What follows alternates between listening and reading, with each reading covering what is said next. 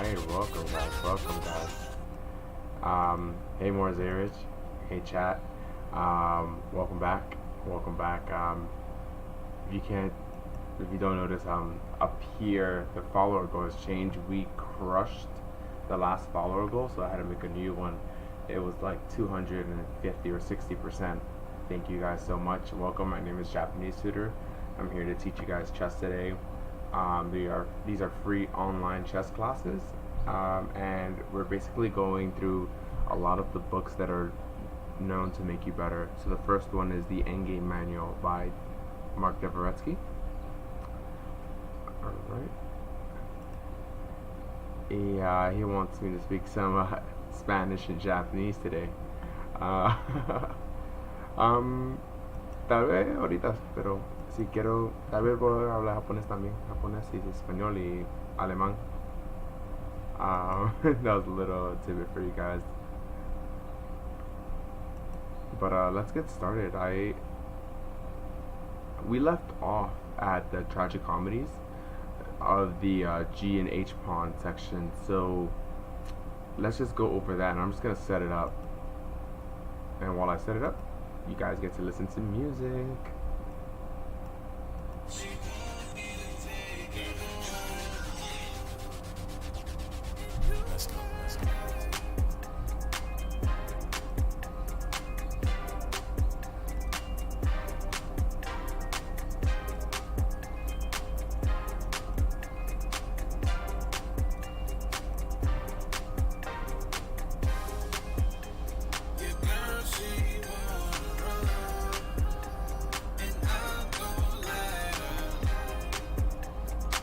Alright.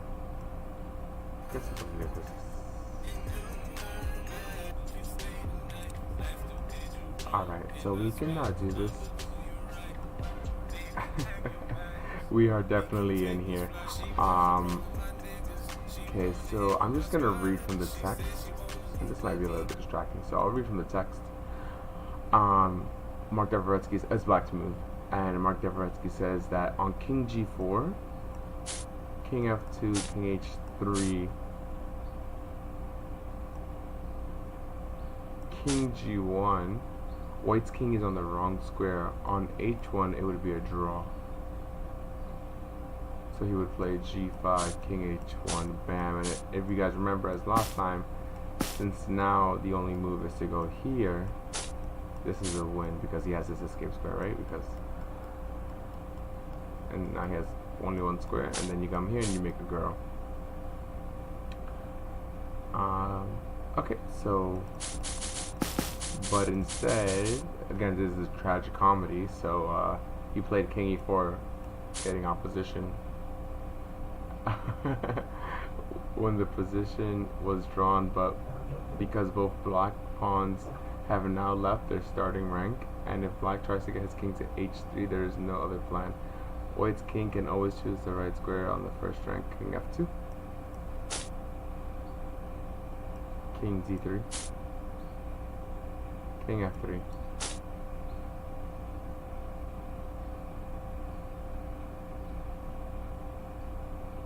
Well, yeah, this is a draw. Okay, because I can get back over here in time. That's how the game ended in a draw, but he had the win by playing here, here, and since he cannot decide, bam. Okay, very, very nice. The next tragic comedy is this one. Let's just set up a new position.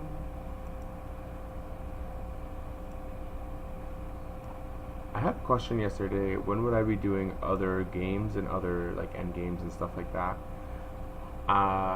So I'm doing pawn end games first. Those are, I think, the most common end games, and I'm basically following Mark Dvoretsky's book in order. Here and there I'll share some tidbits, like if I play blitz or something like fast speed chess, I'll share some tidbits. But yeah, don't be careful with blitz, you can injure yourself.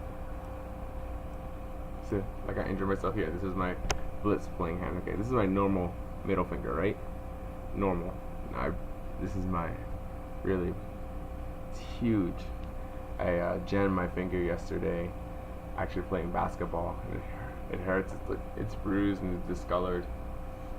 It's horrible. So I'll try to deal with the pain. It hurts while I move my mouse, but I'll deal with the pain because I got to give these online lessons. And it is white to move.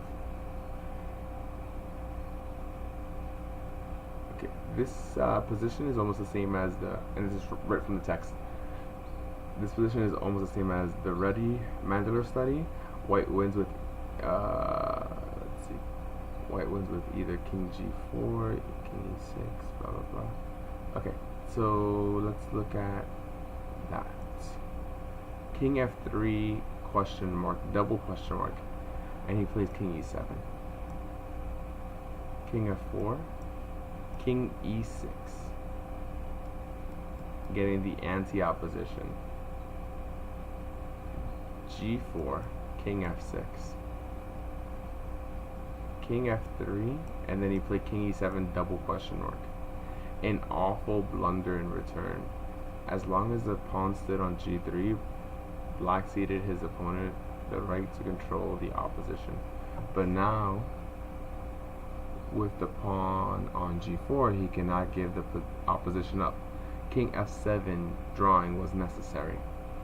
So now he played king e3, king f7, king d4, x-clam, king f6, king d5, king e7, king e5, king f7, king f5, king g7, king e6, king g6, h5, king g5, king f7, king captures g4, king g6, king f4, black captures, and he cannot get there in time because my pawn queens. Alright. So now we're going to go over some f and h pawns versus the h pawn. Okay, so let's set these positions up.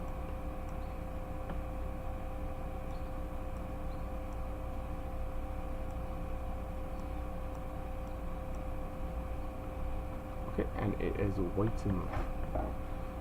So, if white plays king h1, naively hoping for f2 stalemate, then after, okay, so he's hoping for this, right? Because if he moves there, then I'm covering this and this, right? So instead of that, if he plays here, then I will play king g4. His position is lost. Black's plan is elementary. His king goes to e3, and he advances f3, f2, forcing the advance of white's h pawn. The fact that black can choose whether to move his h pawn 1 or 2 squares forward allows him to place his opponent in zigzag. For example, king g1, king f4, king f2, king e4, king f1,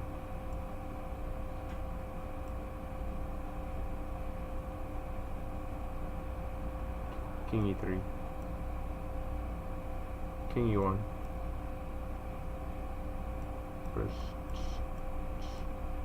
no matter what he does, bam, bam, oops, no, sorry.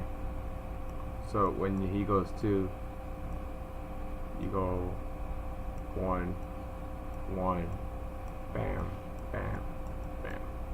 Okay, because you get to decide. Because you have a reserve tempo basically.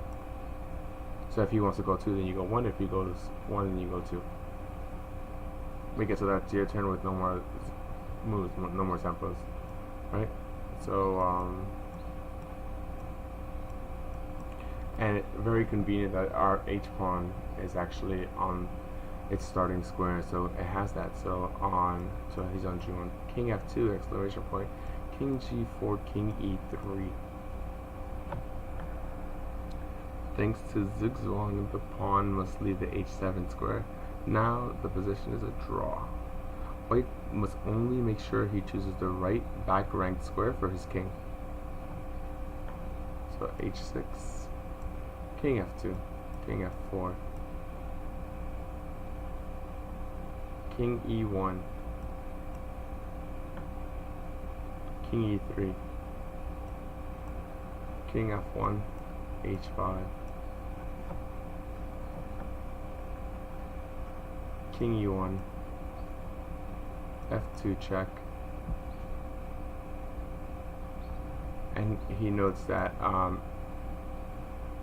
that if he played h4, then he would play king f1, f2, and then h3 is a draw. So king e1, king f2 check. Just a reminder, black wins by triangulation with his king. With king e4, let me see, is this? Oh, he's talking about the other one. Sorry, so he's talking about this position. He's talking about if he played h4, then king f1, king f2 would agree to draw. And he said if h3, like h4, h3, then this would be a win by e4, and we've covered this already. e4 about like mind squares and stuff.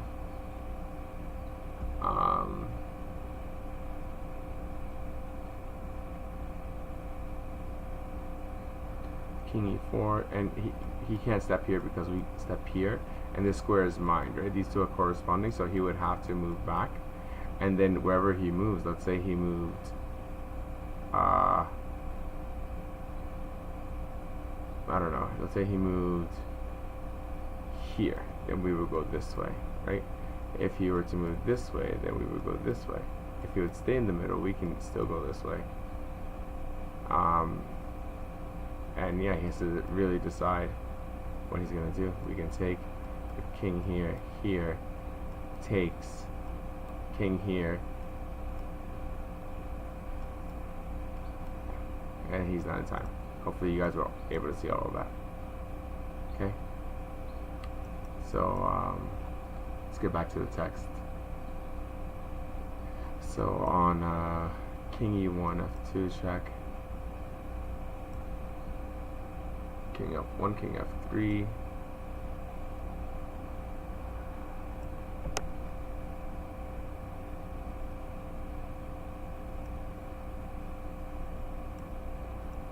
h3, king g3, h4. Stalemate. If he goes here, he only has one square to protect the pawn. If he takes here, we take here. This is a known draw. We all know this. Okay. We are in here. Decaf Smurf. Durr, it's been a long time. I haven't seen you in a while, man. Welcome back.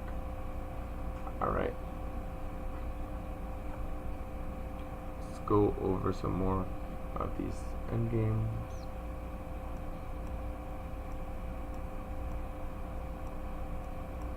Okay. Here, everything depends on whose turn it is to move. Black to move, black to move wins. Okay. So on king e4, king e2, h4.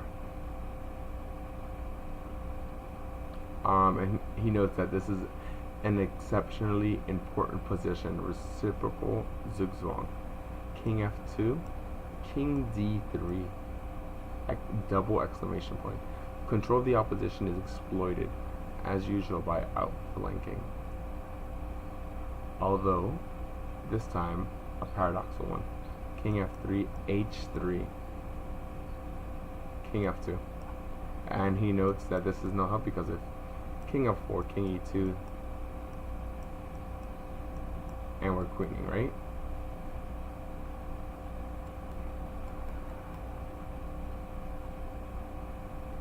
So pretty nice. Okay, so let's go back. So king 4, king 2, then h4, f2, king d3, h3. Very nice. So king f2, king d2 exclamation point. There is no help in here. King f1, king e3. So king e1,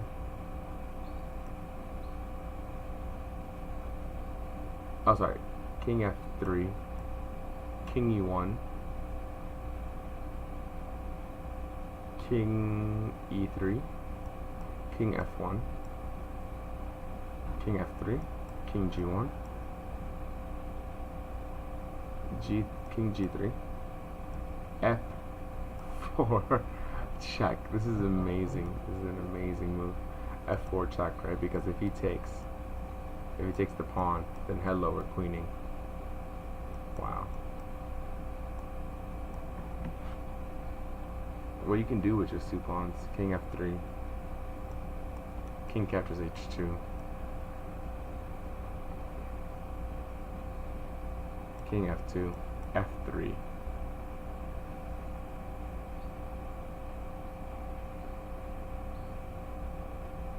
There's no way to win. I mean, let's say he plays here, then we can just come out, right? And if he takes, then obviously we play here and here. Beautiful. That's a beautiful.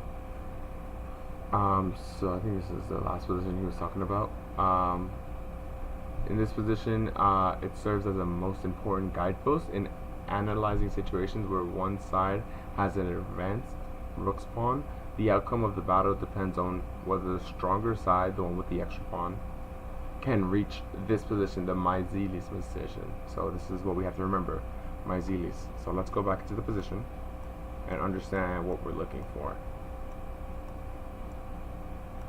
You know? As we grow in chess, of course we can calculate everything. We're all human. We all know this. We all can do the same things. But just knowing and understanding these techniques lets us use our brain power elsewhere. So this is called the Myzilis position. So let's remember that. This is where the advanced rook pawn on the h file, if your pawn's not here already. Okay. Myzilis studied this following position and considered it lost. His conclusion would appear to be supported by the result of this game. Oh wait, let's see. Oh, that game there. Okay, just give me a second.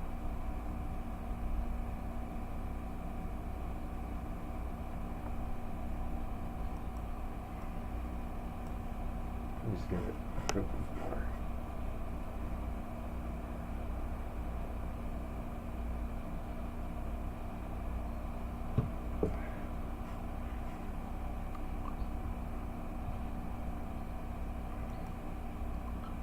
Alright, so it is white's move, and this is why he considered it lost. And it's white's move. So king g3, h5, king f3, h4, king g2, king g4, king f2,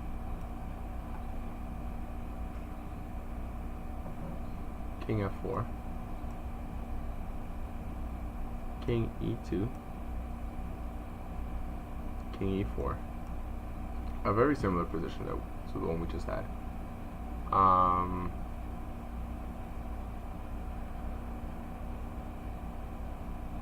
King f2, king d3, king f3, and h3.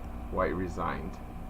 I was in Rio de Janeiro, unfamiliar with Myzilis' analysis, and astounded that black could win such a position.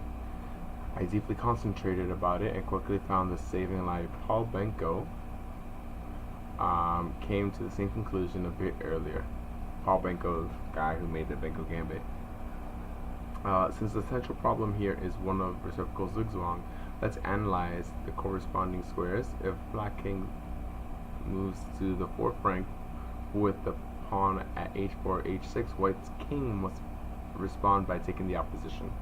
If the pawn is at h5, the opposite is true. White must take the anti-opposition. So let's go back.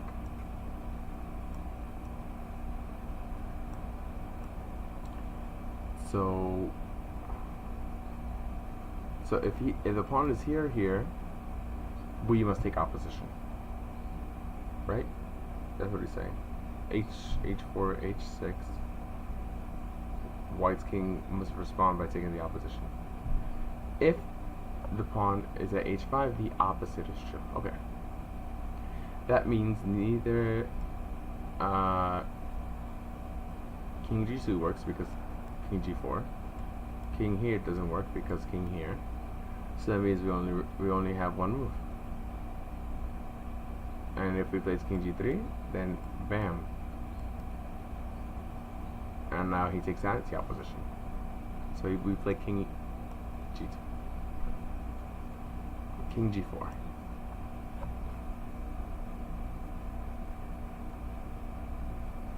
After king f4, king f2, white is in fine shape. He has opposition with the pawn at h6. The game might continue h5. Okay, so let's say if he plays, instead of playing down here, let's say he plays here, then we play here. If he plays the pawn down to h5, king e2,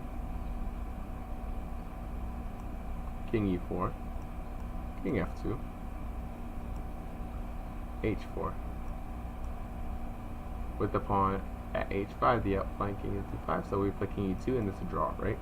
So when this pawn's here or here, we take the opposition. If the pawn's here, we let them take the anti-opposition. Okay. Interesting stuff.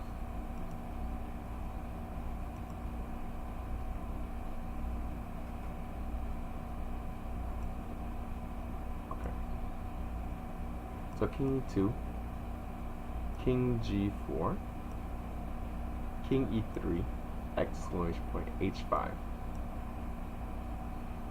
and then king f2, right? Because we have to take the anti-opposition. Let him take the opposition, then we're gonna leave. We're gonna get away, okay? So the goal is reached. White has the anti-opposition with the pawn at h5. King f4, king e2, king e4, king f2, h4, and now we play back king e2, right? And he has no play. And now we give him anti-opposition again.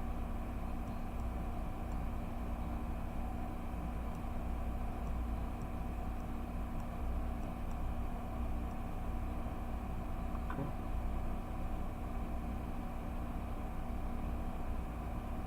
Yeah, well,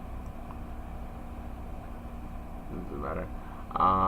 The following exceptionally complex example was given in Fine's book, 1941, but unfortunately with completely erroneous analysis.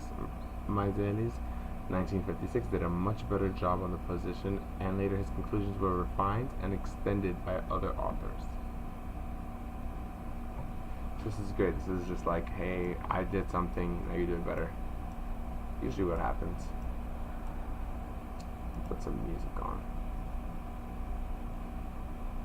I told her meet me outside. I'll keep a girl up on these hips, as if she praying to God. I lays it down, I don't plays around. I breaks it down and I slide.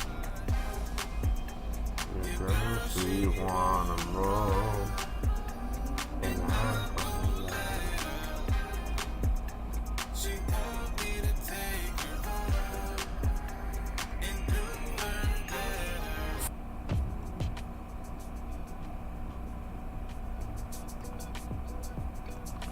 Alright, so let me read from the text. Here we have a protected pass pawn versus an outside pass pawn.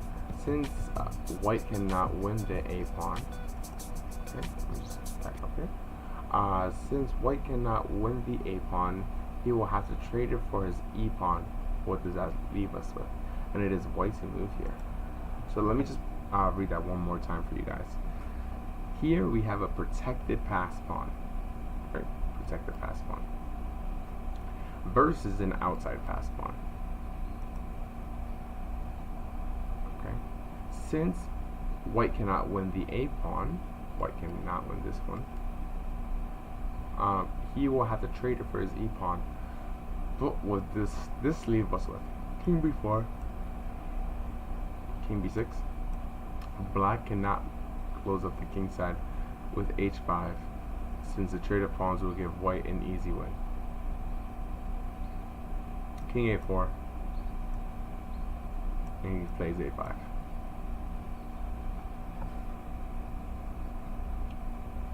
H5.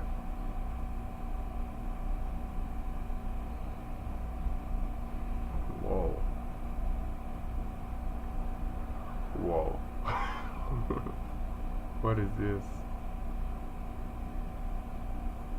Okay. G captures H. E6. King C6. Captures.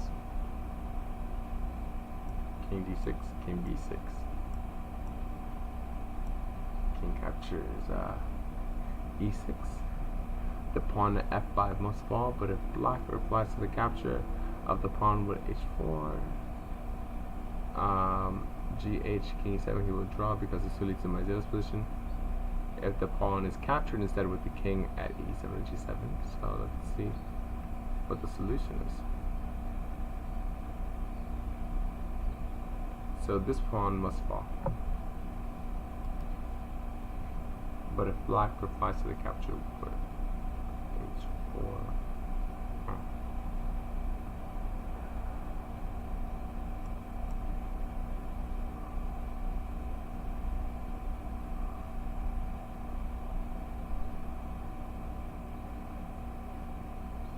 okay. This is interesting. This conclusion allows us to discover corresponding squares. Black is the one in the zone, so he loses this. Wow. So King C6. King F7. The most stubborn defense, pointed out by Hui and Hooper in 1958. Or Yui, sorry. Things are simpler for white. But for now, he plays King D7, exclam, King F8, King D6. King E6 would be a mistake, because if you play King E6, then he has King E8, King F6, H4. And we all know this position, because if, boom, what happens if he's here, right? I don't know if you guys remember, but if he's here, then we have to take anti-opposition. If he's on these two squares, then we take opposition.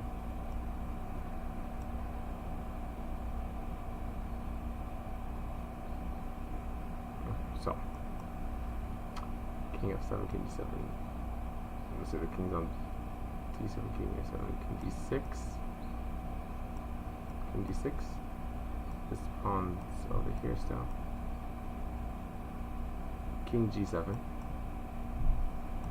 King E7. King G8. King E6 now. King F8. King F6. King G8. King captures F5.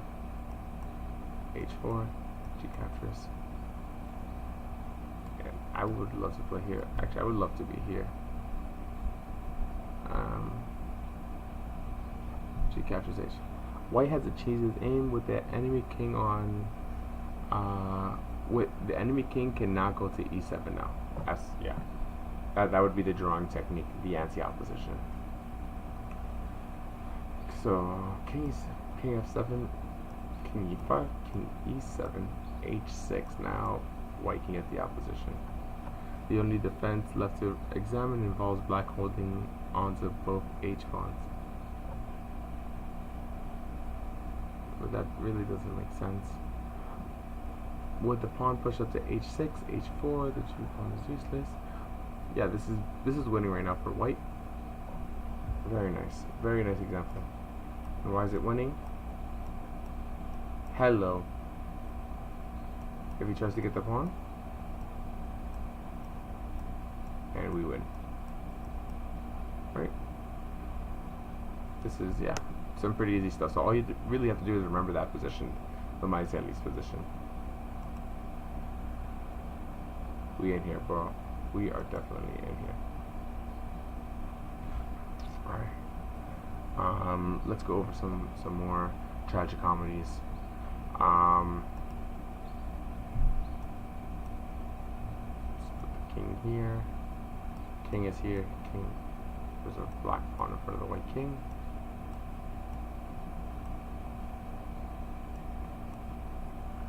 Alright, and it is white to move.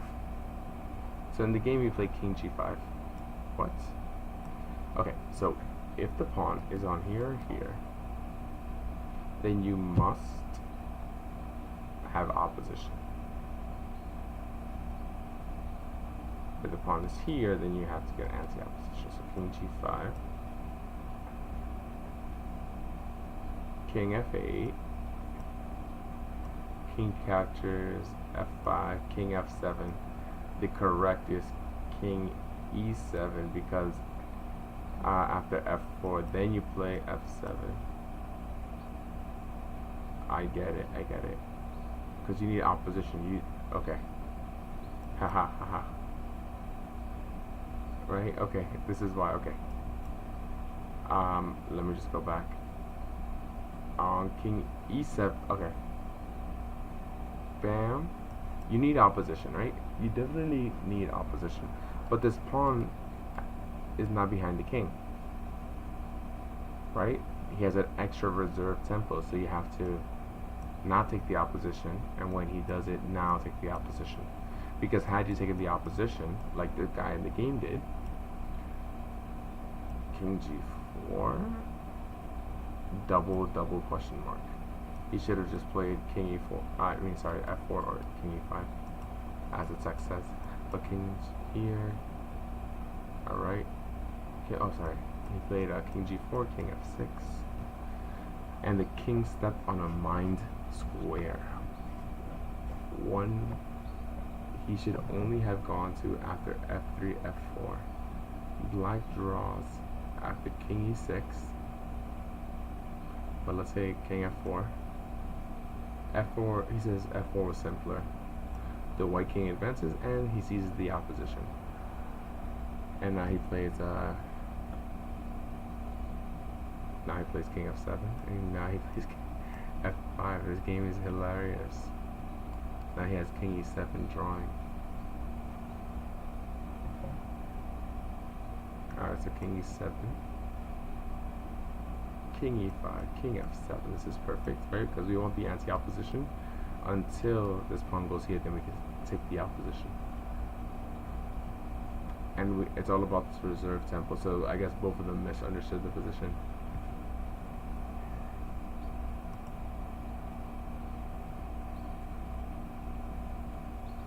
King f7, king d6, king f6, king d7, and it says that black also draws after king g5. But let's go over the text. King g, let's see, and he after king f7 plays h6, king g6, f4, and now he plays king f7. That's beautiful right there.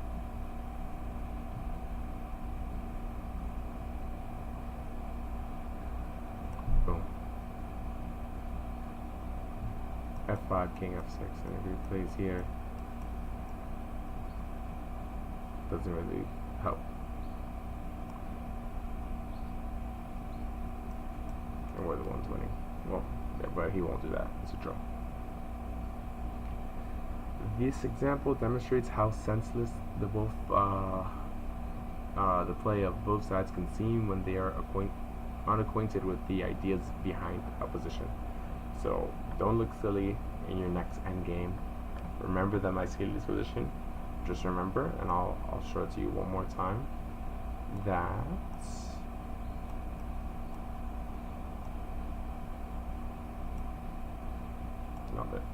the stronger side has the pawn.